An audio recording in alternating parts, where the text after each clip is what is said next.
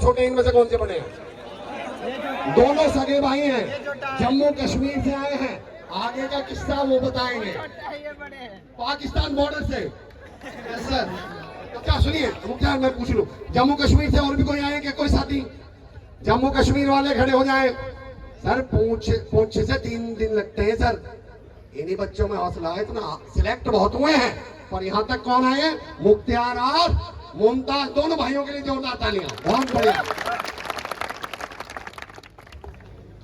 Sir मेरा state है जो जे&के है, तो उससे यहाँ पहुँचने के लिए वो उसमें एजुकेटेड भी इतना कम है जितना यूपी से वो दूर है। तो मेरा ये फर्स्ट अटेम्प्ट था जीडी के लिए, किसी भी जॉब के लिए मैं, मगर मेरा जो ड्रीम था वो बिल्कुल फोर्सेस में बिल्कुल था, मेरा कुछ अलग था। मेरा ड्रीम था कि मैं मैथ में अपने आप को इतना ऊंचा ले जाऊं कि ऊंचा ही हो जाऊं। तो मेरा ड्रीम था, मगर मैंने उसी ड्रीम के पीछे रहा कि मैथ को मैं अपने अंदर ही ले जाऊं। वो मैथ में मैं अपना नाम ऊंचा करना चाहता था, लेकिन घर की मजबूरी इतनी थी, घर के इतने परिवार मेरा पिछड़ा हुआ था कि फिर आगे उस ड्रीम को कंटिन्यू नहीं कर सका। लेकिन वो है ड्रीम, अभी भी ड्रीम है मेरा। लेकिन मैंने सोचा कि मेरा भाई अगर ये ट्राई करता रहा था जीडी में, इसका तीसरा या चौथा अटेम्प्ट है ये, मैंने सोचा कि अगर ये मेरा भाई सिलेक्ट हो जाएगा तो फैमिली की जो बोझ है कंधों पे वो हल्का हो जाएगा, तो मैं अपनी ड्रीम को कंटिन्यू कर सकूंगा। लेकिन जब इसने 3 बार अटेम्प्ट दिया तो ये नाकामयाब रहा, तो चौथी बार ये मुझे कहने लगा कि आप ही मेरा साथ दो, ड्रीम आपका ड्रीम ही रहेगा, लेकिन अगर दोनों में से एक भाई भी सिलेक्ट हो गया तो वो फिर आगे हम जो भी करना चाहते हैं, मन की ख्वाहिश है, उसको भी कंटिन्यू रखेंगे। तो फिर मैंने इसकी बात मानी। मैंने ये नहीं कहा कि मेरा ड्रीम अलग है, मैंने कहा मैं भी तेरा साथ दूंगा। तो जब चौथी बार ये हमने दोनों का एक ही साथ सब कुछ एक ही साथ था, फिजिकल मेडिकल, तो हमें मेरा दिल की ख्वाहिश ये थी कि घर वालों की ये चाहते थे दोनों का तो नामुमकिन है, अगर एक भी हो जाए तो हमारे लिए दोनों के बराबर है। लेकिन ऊपर वाले की चाहत कुछ अलग थी कि दोनों पे दोनों सिलेक्ट हो गए, दोनों एक ही स्पोर्ट्स में। तो सर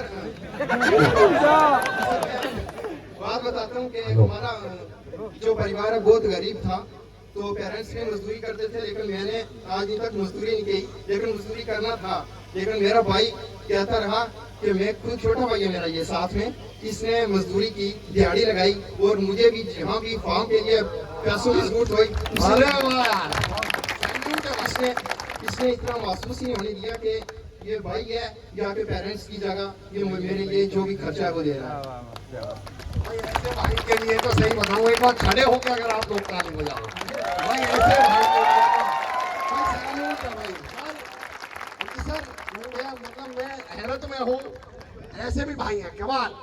सबसे पहले तो आरडब्ल्यू पूरे परिवार का धन्यवाद, क्योंकि मैंने अपने भाई को आरडब्ल्यू के बारे में सबसे पहले मैंने अपने भाई को बताया था। मतलब इनको नहीं पता था कि आरडब्ल्यू क्या है, सबसे पहले मैंने बताया था कि आरडब्ल्यू से तुमने तैयारी करनी है, कैसे करनी है, कैसे नहीं करनी है, सब इनको मैंने बताया। इन्होंने खुद ही यूट्यूब पे सर्च किया, मैंने ही बताया इनको, उसके बाद इन्होंने देखा है।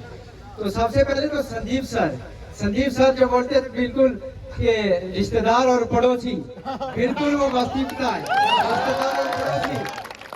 क्योंकि सर जैसे संदीप सर बोलते थे कि रिश्तेदार और पड़ोसी बोलते कि तू कुछ नहीं कर पाएगा, बिल्कुल वैसे हमारे रिश्तेदार और पड़ोसी बोलते थे कि तू कुछ नहीं कर पाएगा, लेकिन आप वो सभी बोल रहे कि हमें भरोसा भी तुझ पे ही था। पहले वो उनके ताने सुनने पड़ते थे, कुछ नहीं कर पाएगा, माता पिता को बोलते थे कि इनको कोई और काम लगाओ, ये नहीं कर पाएंगे, लेकिन अभी बोल रहे कि भरोसा भी इन पे ही था।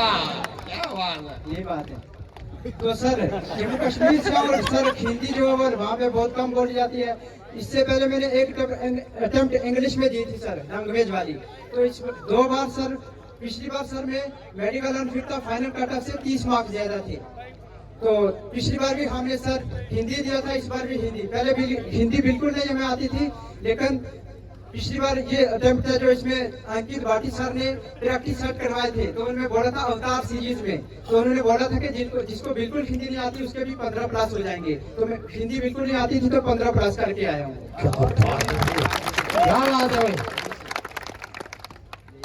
तो अब संदीप सर और अंकित भाटी सर हमें कुछ बोलना चाहिए। और ये कल बच्चे जब ये आए तो मैं यहाँ ग्राउंड के इंस्पेक्शन के लिए आया कि सारी व्यवस्था ठीक है या नहीं, तो ये यहाँ आके बैठे हुए थे। और ये परेशान से लग रहे थे। तो जैसे ही मैं पहुंचा तो इन्होंने पहचाना है, तुरंत मेरे से मिलने आए। तो मैं इनको अपने साथ स्टूडियो ले गया, वहाँ रहना सहना उनके भोजन की व्यवस्था सब कराई। जम्मू कश्मीर की तो आपको हालात भी पता है सर, वहाँ पे क्राइसिस कब क्या हो जाए कुछ पता नहीं। वहाँ पर सर 6-6 महीने तक नेट भी नहीं चलता सर। पिछली बार जब आपका ये बैच चल रहा था तब 6 महीने वहाँ पे नेट ही बंद हो गए सर। ओहो, बहुत कठिन परिस्थिति, बहुत कठिन। बहुत बहुत